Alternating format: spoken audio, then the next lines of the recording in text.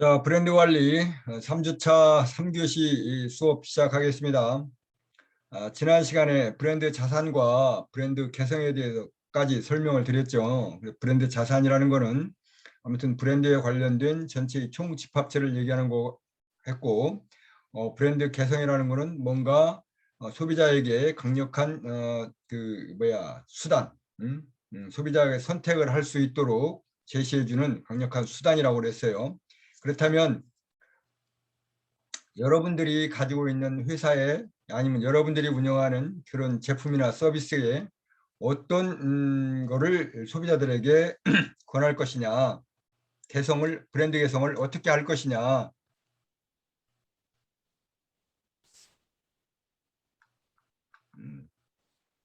약간 차질이 생겼네요. 자, 브랜드 개성을 어떻게 할 것이냐. 자, 흥미를 유발하는 브랜드라는 거는 스포츠는 과학이다.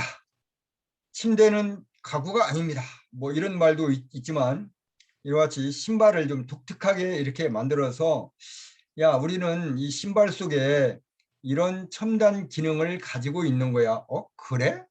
신발에 이런 기능도 있는 거야? 이런 흥미로움. 그다음에 이 보석, 다이아몬드 얼마나 세련미가 있고 멋있고 화려하고 매끈하게 잘 만들어졌습니까? 야, 이 보석 참 잘 만들었다. 뭐 이런 거. 그다음에 이제 제네시스. 저 제네시스가 처음에 나올 때 이제 우리 현대차도 이게 이제 제네시스 방식이 일본 토요타가 미국에 진출했을 때 미국 시장에서 야 뭐 일본 토요타 하면 뭐 완전히 뭐 이렇게 하류 취급을 당하던 때가 있었어요. 미국이 일본보다 훨씬 앞섰으니까. 그래서 토요타가 미국 시장에 진출할 때 렉서스라는 새 차를 만들어서 토요타라는 상표를 빼고 진출한 적이 있습니다. 그래서 이제 현대라는 브랜드를 떼고 제네시스라는 브랜드를 가지고 이제 미국 시장에 도전을 했고, 우리 한국 시장에도 제네시스라는 거는 현대라는 브랜드를 빼고 초기에 진출을 했죠. 그래서 그만큼 야 이제 우리 현대도 좀 차 잘 만든다. 근데 최근에는 보니까 이제 제네시스에 다시 이제 현대라는 그 로고가 이제 붙어 있더라고요. 이렇게 뭐 H자 심볼을 붙여서 현대도 이제 나오던데, 저 제네시스도 나오던데, 그만큼 이제 믿을만하고 안전하고 성공적이고 그런 이미지를 가지고 있는 차다는 거를 이제 나타내는 거죠. 그다음에 이제 오토바이. 야, 저 오토바이 이 참 요새 좀 남성미다, 뭐 여성미다 또 이런 얘기하면 또 뭐 성평등 뭐 이런 거에 아무튼 그렇죠. 아무튼 강인함, 야 멋지다, 튼튼하다, 뭐 활동적이다, 좀 뭐 야성미 넘친다, 뭐 이렇게 느낄 수 있도록 표현을 하는 만들어진 거. 그래서 이제 저런 오토바이를 타고 싶은 마음을 느끼게끔 하는 거. 이게 이제 강인이라는 겁니다. 그래서 브랜드의 개성하면 크게 이렇게 네 가지로 분류를 하는데,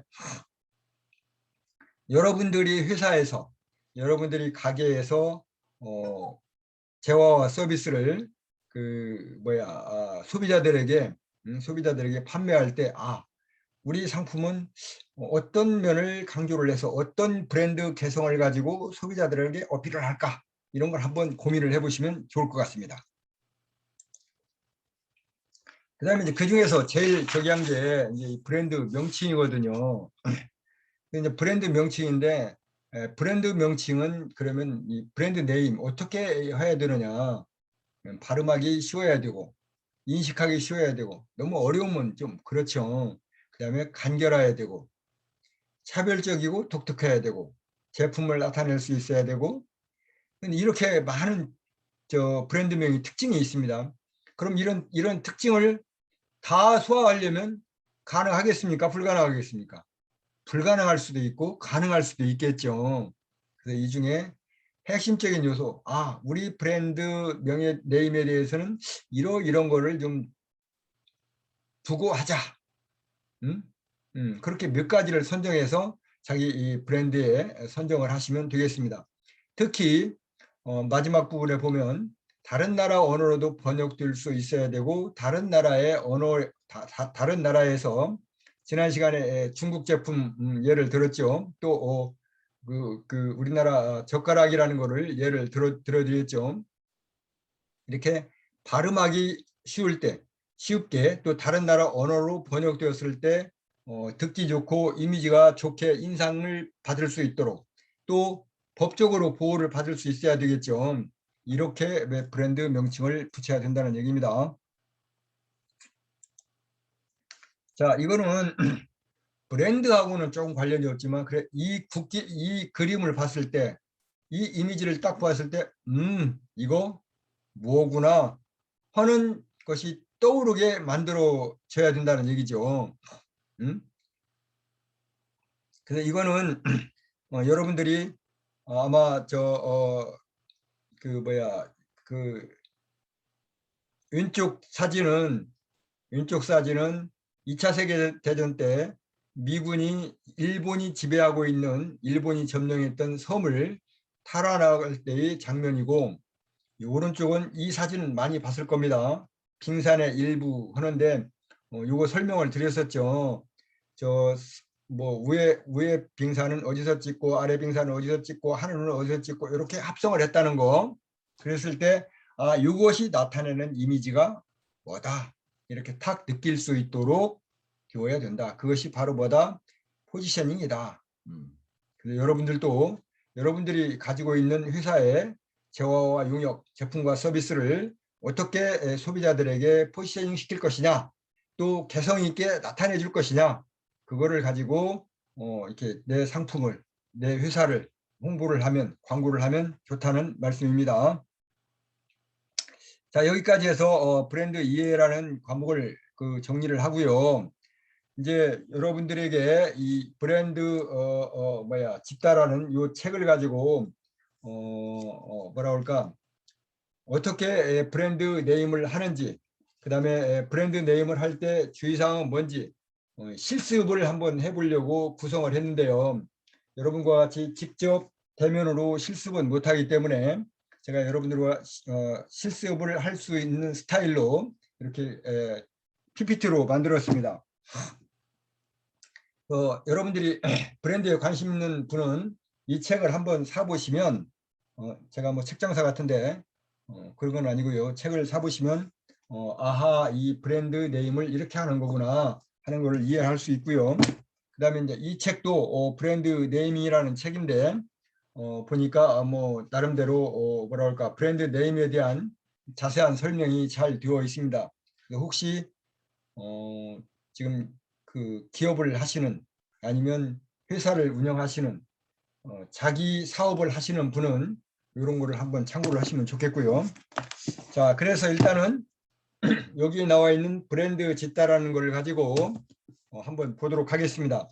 그럼 첫 번째가 뭐가 나오냐면 커피에 대해서 그 다음에 자동차에 대한 것이 나옵니다. 뭐 커피의 새로운 상품을 만들어서 어떻게 브랜드 이름을 지었는지 또 새로운 자동차를 만들어서 어떻게 이름을 붙였는지 TOP와 카누, 오피로스와 로체라는 브랜드 네임을 쳤는데 이것이 어떤 과정을 거쳐서 나왔는지를 한번 보겠습니다.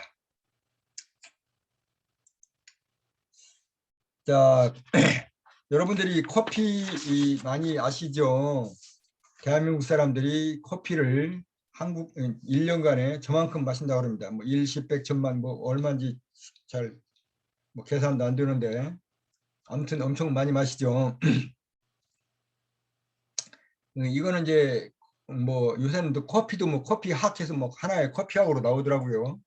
근데 어쨌든 커피에 대해서 간단히 소개를 하면 6세기 무렵에 아무튼 뭐 에티오피아 뭐 양치기 소년 뭐 이건 그냥 여러분들이 뭐랄까 상식 뭐 이렇게 알아두시면 뭐 좋을 수도 있고 뭐 귀찮으면 뭐 안 할 필요도 없겠지만 아무튼 에티오피아에서 처음 발명이 돼서 이슬람 종교 지도자가 보고 졸지 않도록 하면 좋겠다 해서 사용이 되었고 그것이 예멘으로 전파가 돼서 예멘에서 세계 최초로 재배가 됐고, 그래서 현재 커피의 3대 재배 지역이 예멘과 자메이카와 하와이 뭐 이렇게 된다고 그럽니다. 이런 거는 아무튼 상식이고요. 자, 그다음에 에디오피아도 한번 살펴볼게요. 에디오피아에서 처음으로 만들어졌다고 그러는데, 에디오피아라는 이 에디오피아가 일개 국가입니다. 여러분들 혹시 에디오피아라는 국가를 아시는지 모르겠어요. 근데 이 에디오피아라는 국가를 제가 여러분들에게 잠시 홍보를 하는 설명을 하는 이유가 있습니다. 에디오피아가 여기 사진에 보면 제가 에디오피아 참전 기념관을 평택 법의 회장을 하면서 법률 동호회 회장을 하면서 에디오피아 참전 기념관이 춘천에 있습니다. 춘천에 가서 뭐라고 할까, 에디오피아 국민들에게 뭐 약간의 그런 기념 뭐라고 할까, 뭐 성금이라고 할까, 이거를 전달을 하고, 그래서 에디오피아 기념 사업 회장으로부터 이렇게 뭐 감사장인가 뭐 이걸 받아왔는데, 에디오피아라는 나라가 1950년 우리 한국이 6.25 전쟁을 겪을 때는 에디오피아가 우리나라보다 잘 살았어요. 그래서 에디오피아에 있는 왕립 에디오피아 왕의 어떤 친위부대 일개 대대 한 500여 명이 한국에 전투병으로 파병을 왔습니다. 대단하죠. 그래서 정말 용감히 싸웠고요. 에디오피아 이 왕 친위부대는 포로가 한 명도 안 생기고 사망 생기면 다 그 시체를 회수를 해서 사망자를 회수를 해서 본국으로 송환하는 그런 아무튼 철두철미한 그런 전투력이 강한 부대가 왔습니다. 그 아프리카 동북부에 보면 아프리카 이쪽에 북쪽에 보면 어떤 나라가 있냐면 소말리아라는 또 나라가 있어요. 여러분 소말리아는 어디에 붙어 있는지는 잘 모르겠지만 해적들이 많이 그 소말리아 해적 뭐 이걸로 많이 뉴스에 탔죠.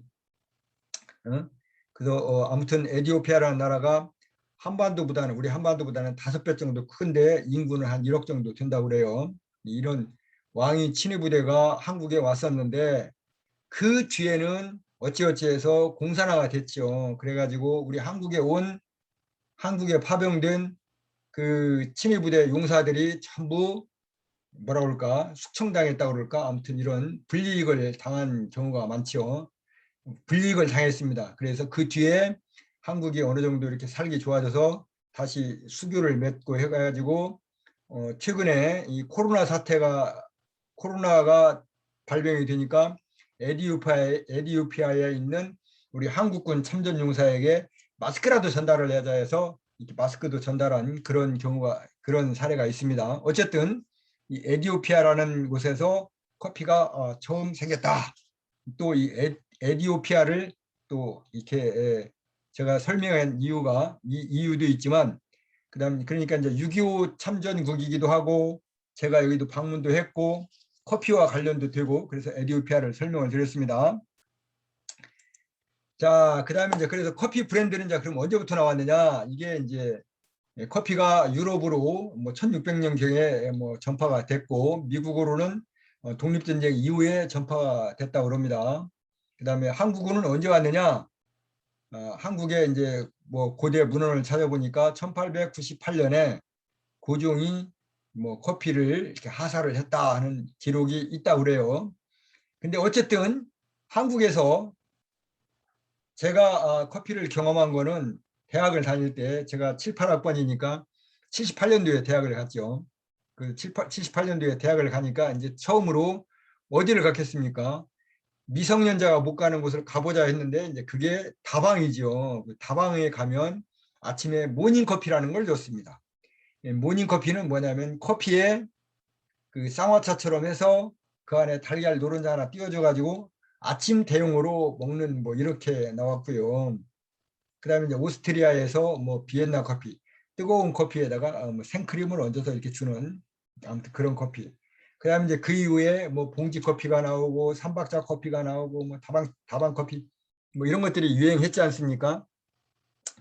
아무튼 이렇게 다양하게 브랜드가 발전이 되었고 종류가 많아지게 되었습니다. 그러면 지금 이 책에서 얘기하는 TOP라는 커피는 어떻게 만들어졌느냐? 바로 이제 이 TOP가 에티오피아에서 TOP입니다. 좀 그러면 아까 잠시 전에 에티오피아 설명드렸던 게 이해가 되죠? 에티오피아에서 TOP. 이 TOP를 여러 가지 의미가 있다는 거죠. 그 TOP가 이제 나오게 된 배경이 1969년에 일본 커피 회사에서 캔커피를 처음 만들었어요.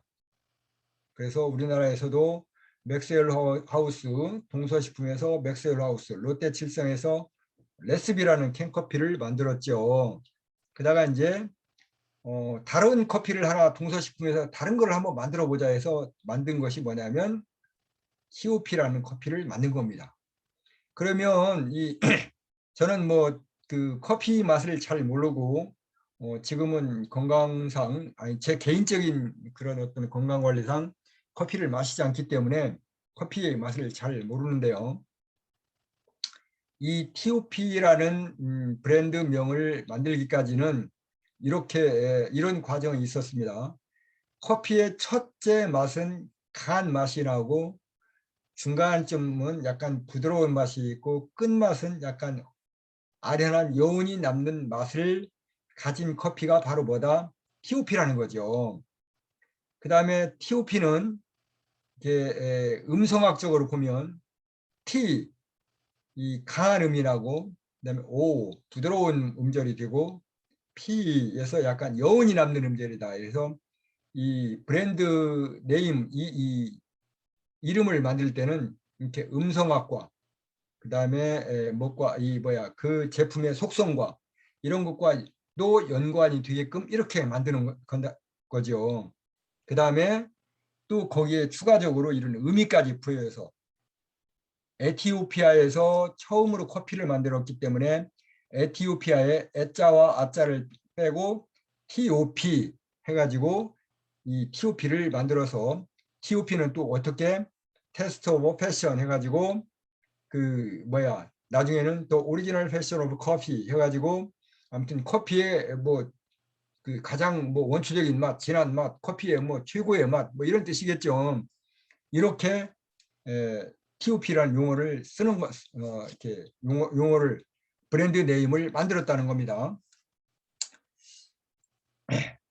자, 그러면 이런 브랜드 네임을 만들 때 어떠한 형태가 있느냐면 추상형이 있고 연상형이 있고 서술형이 있는데요.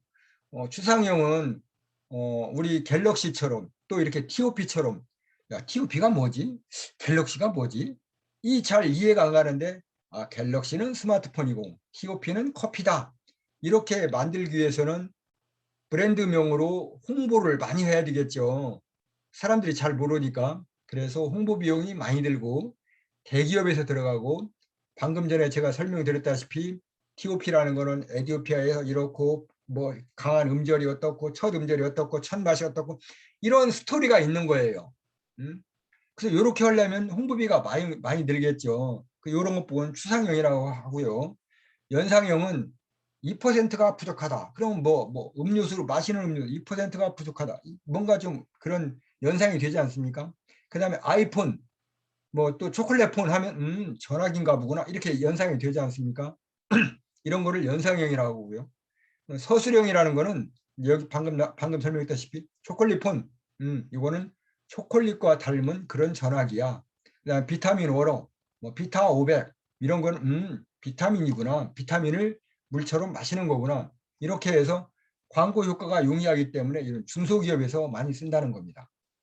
대기업은 주로 추상적인 용어를 브랜드 네임으로 쓰고 중소기업이나 이런 그 조그마한 데에서는 이렇게 서술형으로 브랜드 네이밍을 쓴다. 그러면 여러분들이 운영하는 그 회사의 규모가 대기업이냐 중소기업이냐에 따라서 또 여러분들이 가게를 운영할 때 또 제품과 서비스가 나오는 여러분들이 가게 운영되는 제품과 서비스가 대기업 제품인지 소기업 제품인지 이런 거 봤을 때 이게 이래서 이렇게 이름이 나왔구나 하는 거를 어느 정도 알 수 있을 겁니다. 자, 그다음에 이제 자동차 브랜드를 하나 보겠습니다. 자동차 브랜드를 보면 세계 최초로 자동차가 만드는 것이 독일에서 칼 벤츠라는 사람이 이 자동차를 저렇게 만들었어요. 그래서 페이넌트 모터바겐이라는 거는 이 특허받은 자동차라는 얘기입니다. 저 이제 특허받은 자동차로서 페이넌트 모터바겐이 나왔는데 저게 세계 최초의 가솔린으로 움직이는 자동차입니다. 그래서 저 차가 세계에 몇 대 있냐? 세 대 있습니다. 그 중에 한 대가 어디에 있느냐? 우리 한국의 디자인 그 동대문 디자인 플라자에 전시가 되어 있고요. 이거는 2019년도에 한국과 독일이 수교한 지 130년이 됐다고 합니다. 그래서 그때 한국과 독일 130년 수교 기념으로 서울시에 기증을 해서 저 차가 있습니다. 그런데 저 차를 만들었는데 속도가 얼마나 왔느냐? 뭐 속도가 형편없었겠죠. 아무튼 그렇게 하고 그래 사람들이 야 저게 움직이냐 저게 가냐 이렇게 흉을 보니까 저 칼 벤츠가 만들기는 만들었는데 이 운전을 할 수 있는 자신감이 없으니까 저 부인이 그래? 야 지금 이 정도 만들면 훌륭한 거지. 너희들 흉 볼라 안 봐 해가지고 내가 한번 운전을 해볼게 해서 저 차를 타고 어디를 갔느냐? 친정에를 갔다 왔습니다. 그래서 최초의 운전자는 누구다? 남편 대신 저 부인이 운전을 했다는 거죠. 어쨌든 어쨌든 저 독일 칼 벤츠가 만든 저 차가 세계 최초의 차니까 1886년에 만들어졌고요. 1886년에 우리는 한국은 뭐 타고 다녔죠? 예, 가마 타고 다녔죠. 가마 타고 아마 소구름마 타고 뭐 이렇게 했을 겁니다. 그다음에 이제 미국에서는 최초의 대중적인 차가 모델 T라는 것이 나왔어요. 포드 회사에서 만든 거죠. 포드라는 사람이 만들었는데 혼자 만든 건 물론 아니겠죠. 그래서 모델 T는 포드가 모델 T를 만들 때 모든 사람이 미국에 있는 모든 사람이겠죠. 미국에 있는 모든 아무튼 중류층 정도가 되는 미국에 있는 국민차로서 만드는 겁니다. 그래서 저 당시로서는 최고의 소재로 최고의 기술로 소박한 디자인으로 가장 적합한 가격으로 모든 사람에게 타는 차를 만들겠다 해서 만든 차가 모델 T고요. 1908년에 만들어졌죠. 우리나라는 저때 1908년이면 뭐 할 때죠? 일제로부터 식민지를 당하기 전이죠. 거의 뭐 당할 때죠. 이제 유기권이 박탈되고 뭐 명성황후가 피살이 되고 뭐 이런 때지 않습니까? 그런 어수선한 때. 그런데 이 포드 자동차가 나오는 거는 포드 시스템에 의해서 나왔는데 포드 시스템은 사람을 기계와 같이 아무튼 사람이 기계의 일부로서 역할을 해서 자동으로 만들 수 있게 컨베이어 시스템에 의해서 만들어진 차가 저 차입니다. 저때 포드의 시스템은 분업화되고 전문화되고 자동화되는 그런 시스템에 의해서 차가 만들어졌죠. 어쨌든 그래서 모델 T가 컨베이어 벨트 통해서 나왔고요. 벤츠라는 차가 처음 나왔는데 이제 뭐 때문에 이 얘기를 하냐면 이렇게 이제 자동차에 대한 얘기를 하려고 합니다. 자, 자동차 브랜드는 그러면 어떻게 이름을 줘야 되느냐? 자동차 브랜드는 자동차 본질이 아무튼 달리는 거지 않습니까? 멈추지 않고 달리는 거. 그다음에 자동차는 여러 나라가 타야 되기 때문에 물론 다른 제품도 마찬가지지만 적어도 15개국 이상의 언어로 번역이 되었을 때 이미지가 부정적이지 않아야 되고 해당 차종에 대한 포지션이 좀 있어야 된다. 뭐 우리나라 상품으로 말하면 뭐 브랜드 아니죠. 아반떼, 뭐 소나타, 그랜저, 뭐 또 뭡니까? 에쿠스 하듯이 그런 아무튼 차 종별로 작고 가벼운 느낌, 뭐 액센트, 뭐 이런 거, 그다음에 무겁고 중후한 느낌, 뭐 에쿠스, 뭐 이렇게 아무튼 그런지 모르겠습니다. 근데 브랜드 스토리나 커뮤니케이션 하는데 이렇게 연관이 될 수 있도록, 그다음에 디자인하고도 좀 어울릴 수 있도록 시각적인 효과와 청각적인 효과를 같이 얻을 수 있는 그런 거 뭐가 되어야 된다? 브랜드 네임이 되어야 된다. 근데 이제는 전에 가솔린 시대에는 접고 이제는 뭐 전기차, 뭐 수소차가 만들어지니까 거기에 맞는 또 다시 용어가 또 개발이 되어야 되겠죠. 그래서 이제 자동차 브랜드명은 이렇고요.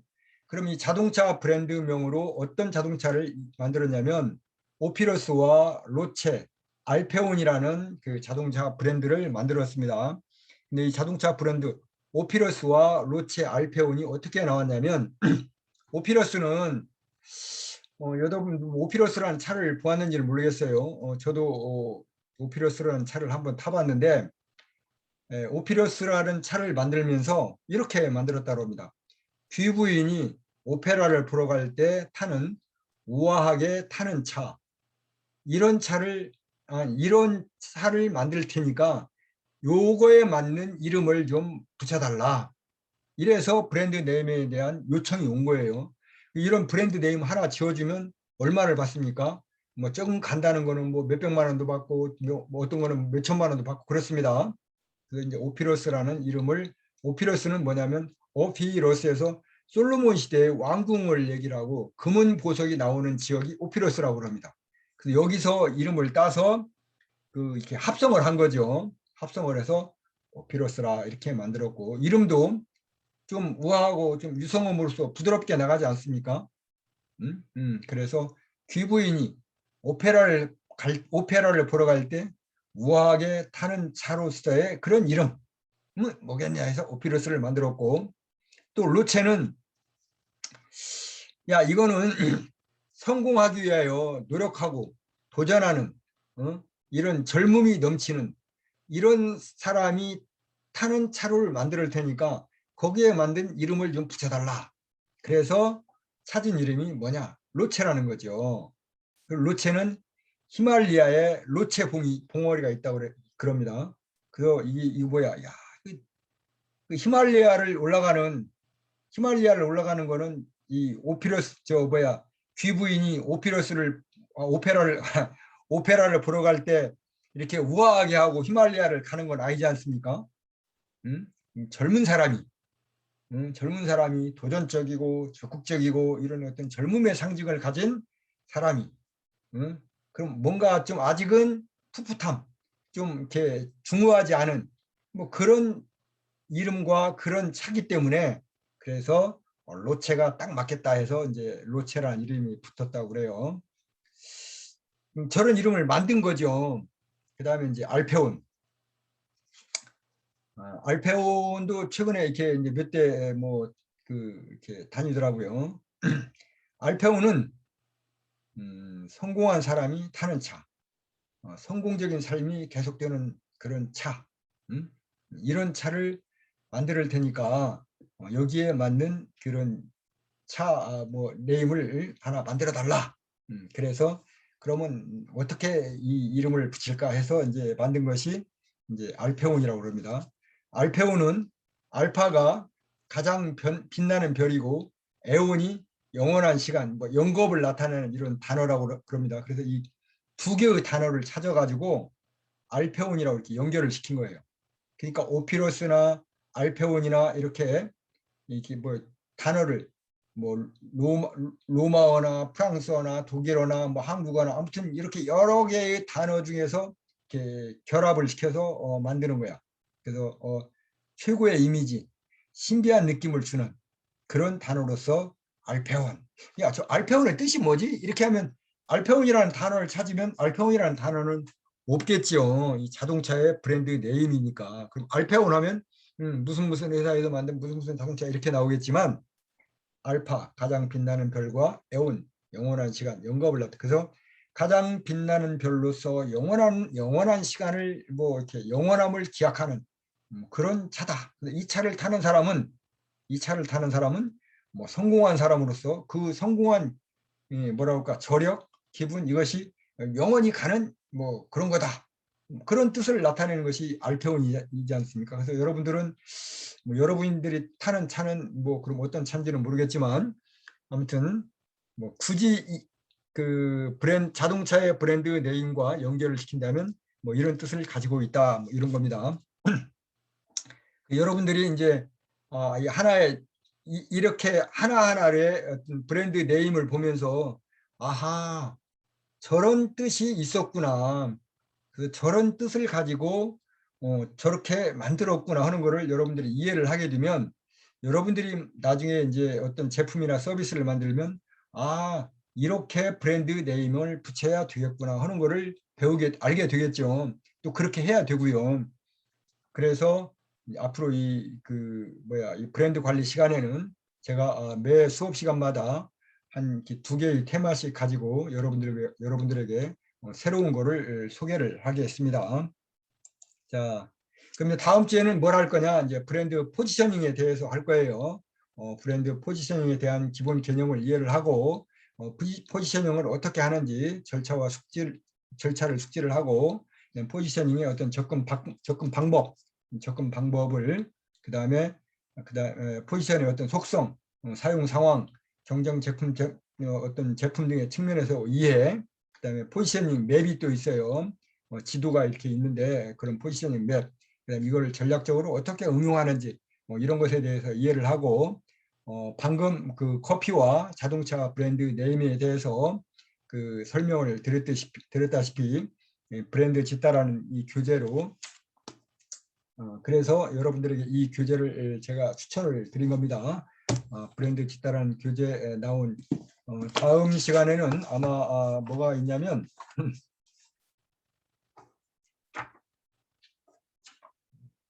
뭐가 있나요? 아무튼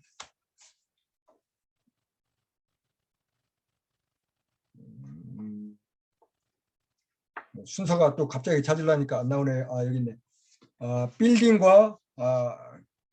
빌딩에는 어떤 이름을 붙이는지, 빌딩에 붙이는 이름, 그 다음에 이제 평창 동계올림픽처럼 이렇게 큰 행사를 할 때는 어떻게 이름을 붙이는지 이런 것에 대해서도 한번 알아볼 수 있는 시간을 갖도록 하겠습니다. 자, 여러분 아무튼 브랜드 관리 3주차 그 3교시를 마쳤는데요. 아무튼 매 시간 또 매일매일이 이 코로나와 싸움이 되다시피 뭐 새로운 변종도 나오고 그러고 있습니다. 여러분 건강관리 각별히 조심하시고 그 대면 수업 시간에 또 뵐 수 있도록 아무튼 건강하시게 수업도 열심히 들으시고 또 그 여러분 살림도 잘 하시기 바라겠습니다. 여러분 수고하셨습니다. 모든 걸 마치겠습니다.